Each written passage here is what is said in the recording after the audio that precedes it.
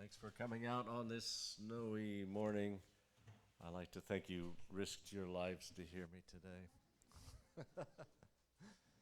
Yeah, I like it. I like the snow. I even like driving in snow. I slip a little bit and I'm saying, wow, that's fun. And Yoko's saying, no, it wasn't fun. It makes everything so beautiful and it kind of purifies, it looks like, the whole world. Uh, Last Sunday, let's see, is Grace here? Grace Sasaki? Last Sunday, she gave us a message. She's still recovering, I guess. But she gave us a wonderful sermon last week. Do you remember the title? Right, very memorable. Be nice. And really good advice. It was from a marriage workshop that she went to with Mark Gungor. You might remember him from Laugh Your Way to a Happy Marriage. And yeah, it's such good advice, not only for husband and wife relationship, but for parents and children.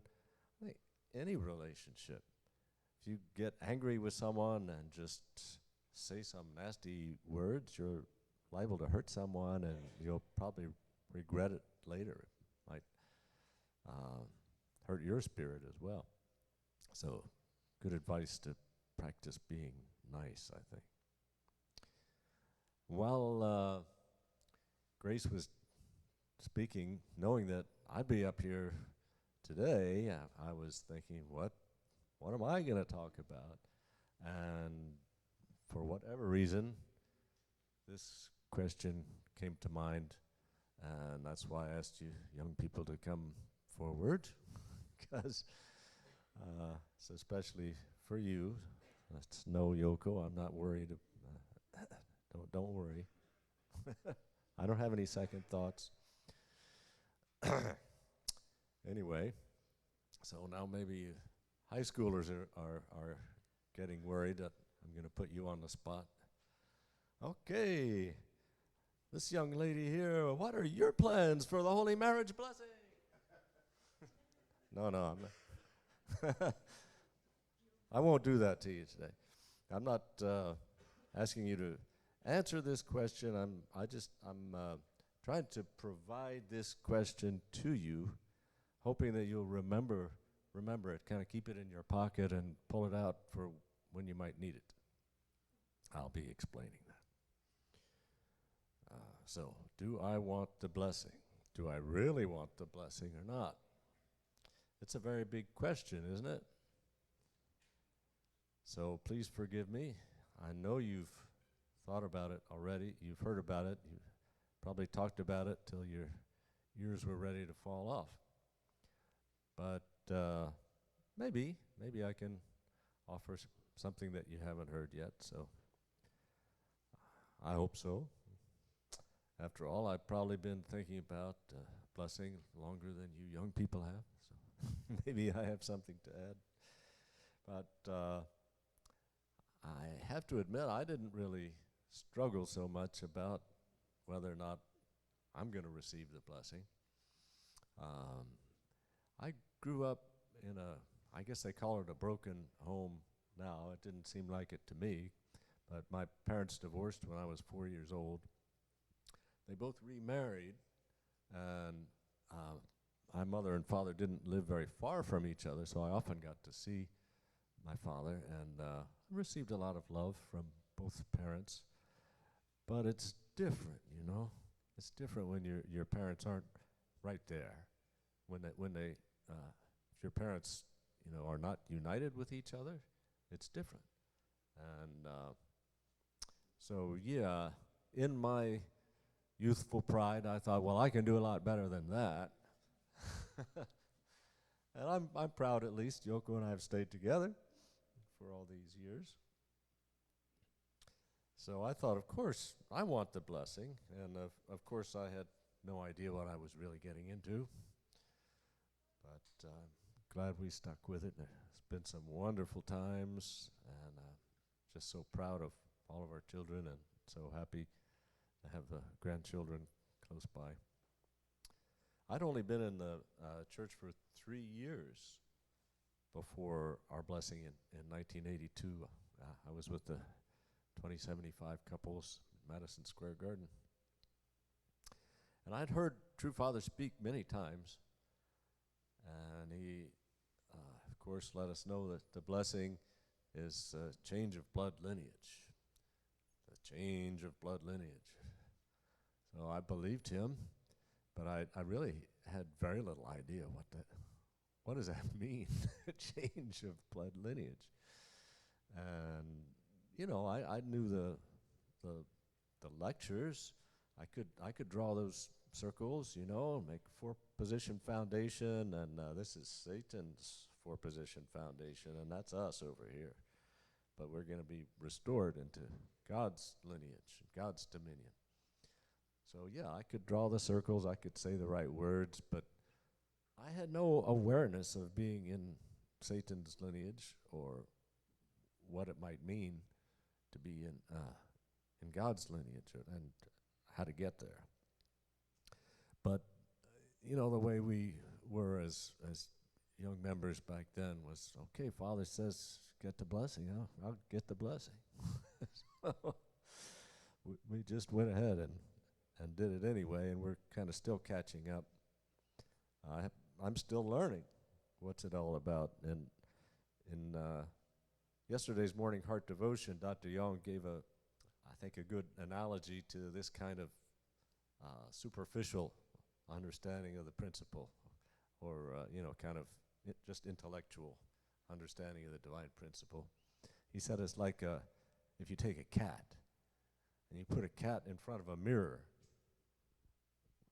the cat can't tell that that's his image. He thinks it's another cat there, and he might try to attack it.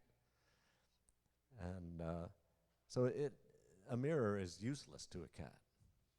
But the divine principle is supposed to be a mirror for us to see our own fallen nature revealed in those stories about Noah and, you know, all the central figures of history. You know, if we just say, oh, wow, that guy really, he failed, man, he really screwed up, and if that's the end of it, then it's useless. The divine principle is useless to you. It's only useful to you if you can see yourself in there. You know, for example, we study Noah's family, and we find out, wow, after all that ark building and flood braving and coming out, then Noah's sons still didn't really unite. You know, they weren't really proud of their father. They weren't like, oh, I guess maybe maybe we were wrong about crazy old dad. They didn't accept him from the viewpoint of God. And you remember the story, they walked backwards to cover up his nakedness. And that was such a sin that everything God was doing through Noah was just destroyed. It was wiped out. God couldn't go any further. So if we just say, wow, that Ham, those, sons of Noah, what losers, then it's useless to us unless we see ourselves in there. When did I look at my pastor and complain and, spread gossip about this person, or that person? When did I, complain about my teacher or my boss? That same fallen nature is in me. So that's the point of studying divine principle, is to find myself in the mirror. So also, we can read the divine principle and hear about the restoration of the 4-position foundation from Satan's dominion of false love, false life, and false lineage over to what? living in God's dominion of true love, true life, and true lineage. And, like I said, I can draw those circles on the blackboard. Wait, do they still have blackboards? You know what I'm talking about? We used to have to draw all those circles on blackboards.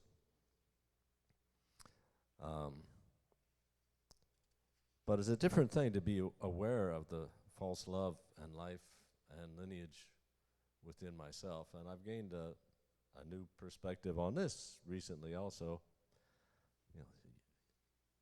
You brothers and sisters who attend morning devotion every morning realize I'm stealing a lot of stuff from Dr. Young this morning. But what do you think led Adam and Eve to fall? Was it lust? Was it their immaturity?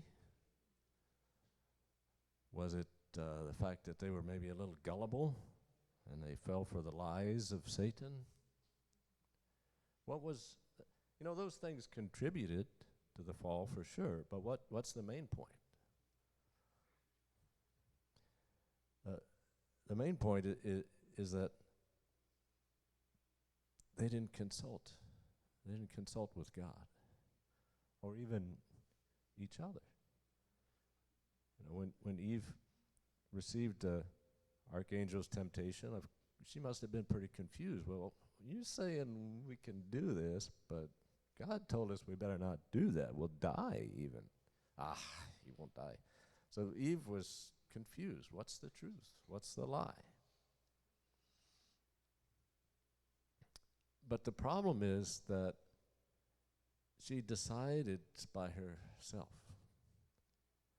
without consulting with God, without consulting with Adam.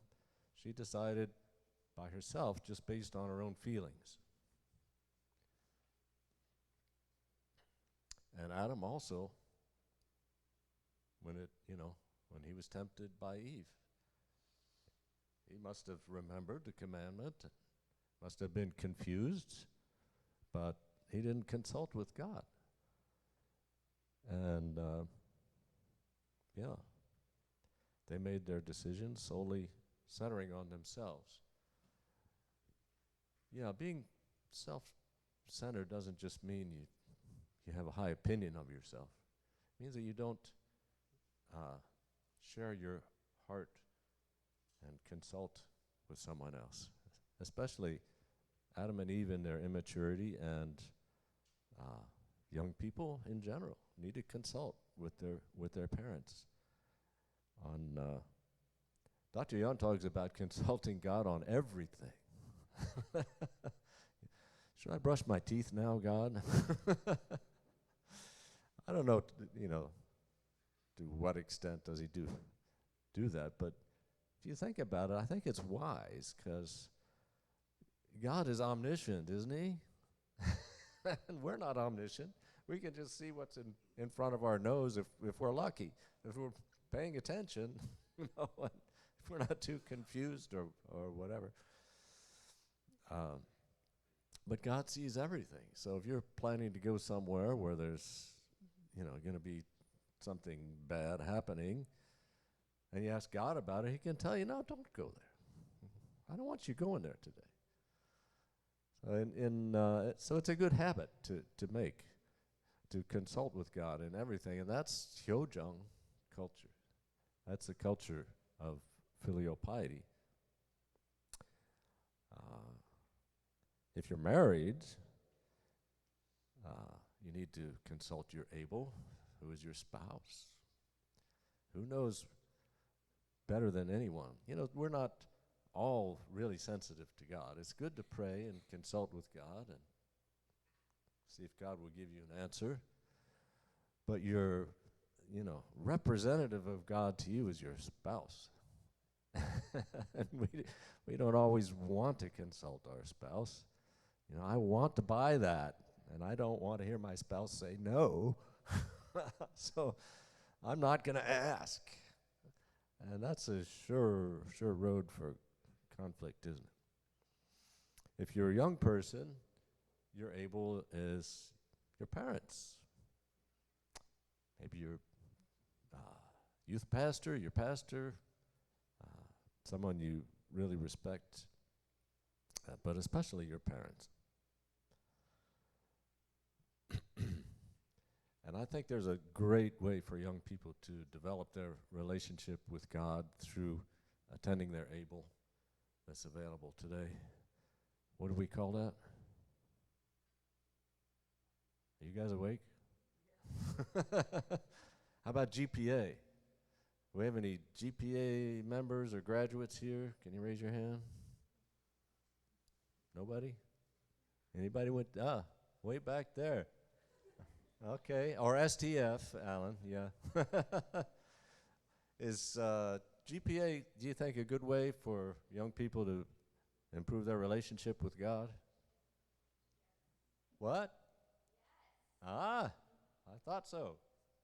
So, I recommend it.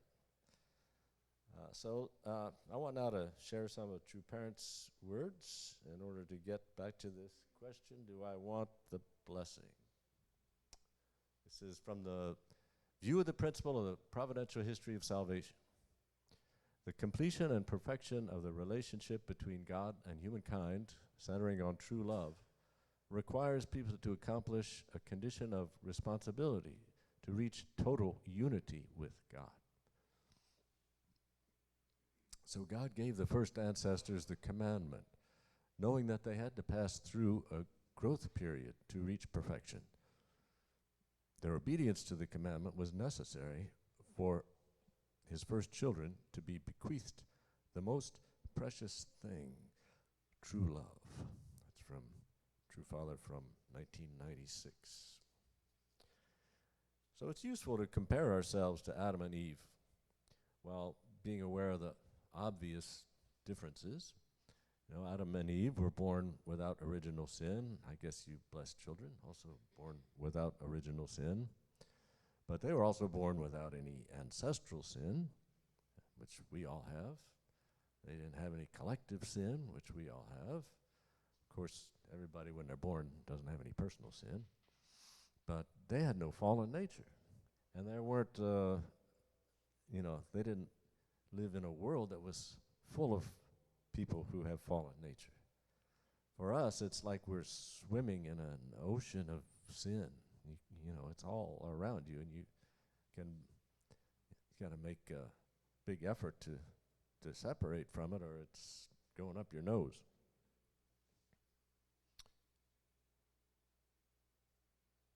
Biblical perspective, if we say we have no sin, we deceive ourselves, and the truth is not in us. Our advantage over Adam and Eve, if you can believe that we have one, is that we can see the result of sin in our world. You know, just pick up any newspaper. All the war, the hatred, the conflict, the poverty, the disease, disorder. You know, even in your own life. I'm sure you're not living in a refugee camp or anything, but you can see that people have fallen nature. People can be so mean, right?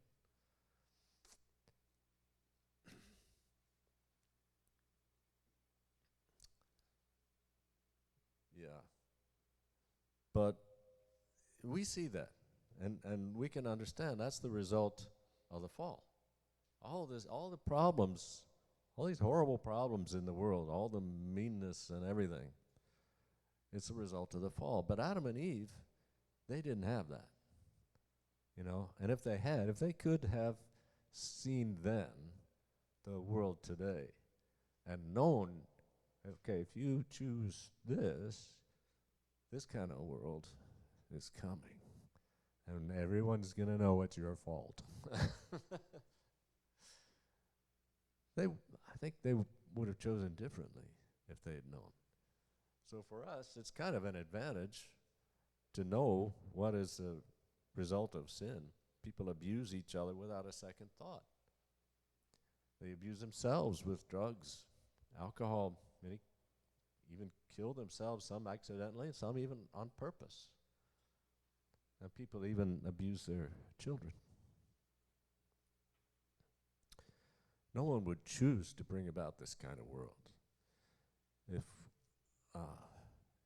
we reflect on that, if we see our own fallen nature developed in horrible ways in the world, we might feel disinclined to commit sin, but I don't think it's the best incentive to be pure, to improve ourselves, to inherit God's lineage. I mean, it's not like you're going to say, oh, I better not have a sip of that beer because war might break out somewhere. No, we don't really see that. We don't really think that, and it's not so useful, I think. But our biggest advantage, a huge advantage over our first ancestors, is that we have Jesus and true parents. And so many words from true parents, we can't handle them all. Jesus and true parents were able to overcome Satan's lies and grow to maturity and to greater and greater and then finally total unity with God's heart.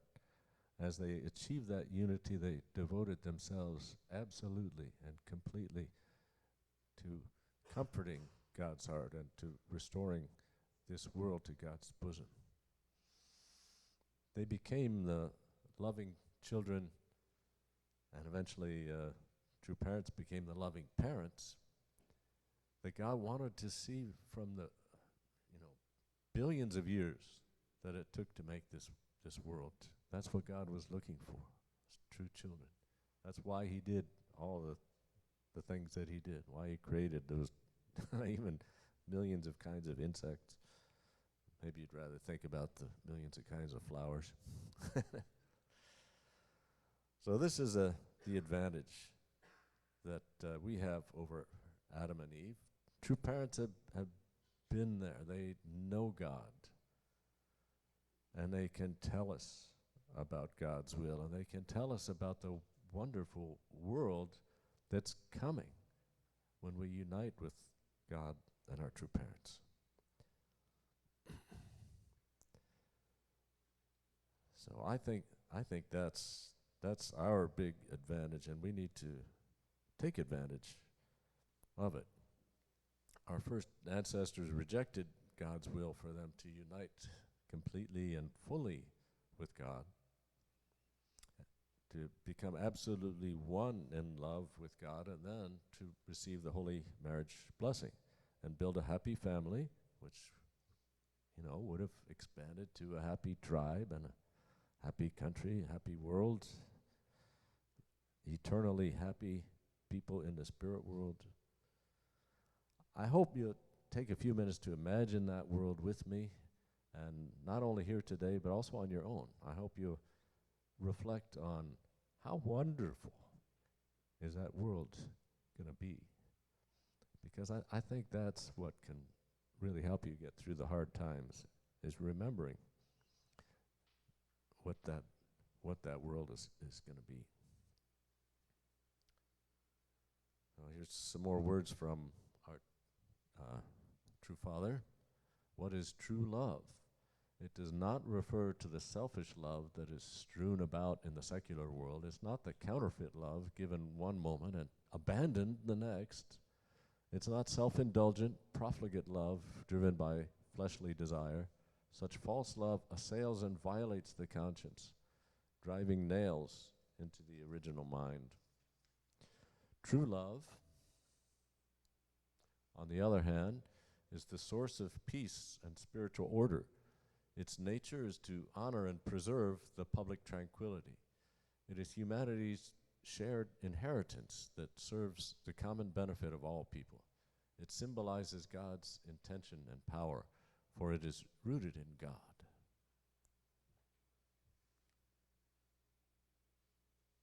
True love is mysterious. The more it is given, the more plentiful it is, and the greater joy it brings.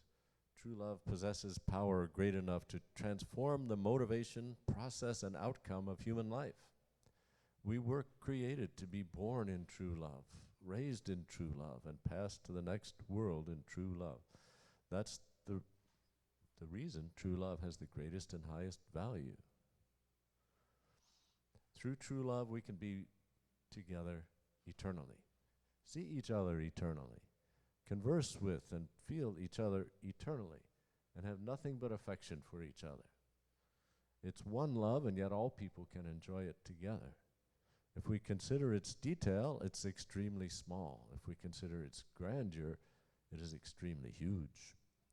Immersed in true love, the mere wink of an eye can be sufficient to bring forth a joy so great as to shake heaven and earth. A single smile can make one feel superhuman power. That power is strong enough to change one's life. Father's words from 2004. Can you imagine a world filled only with people who truly love one another? I hope you can, and if you can, I hope you'll try. How about it? A world of rejoicing, a world of peace, prosperity, freedom, happiness, unity, a world without hate, without hunger, without war, without crime, without poverty, probably without most disease. Choosing the holy marriage blessing opens the gates to that world for you, for your couple, for your family, for your grandchildren, for all your descendants and all the people you can invite to the party. So please, take this question, do I want the blessing? Or just remember that one word, blessing. It's a blessing, that world. This is a blessing God wants to give to you. Thank you.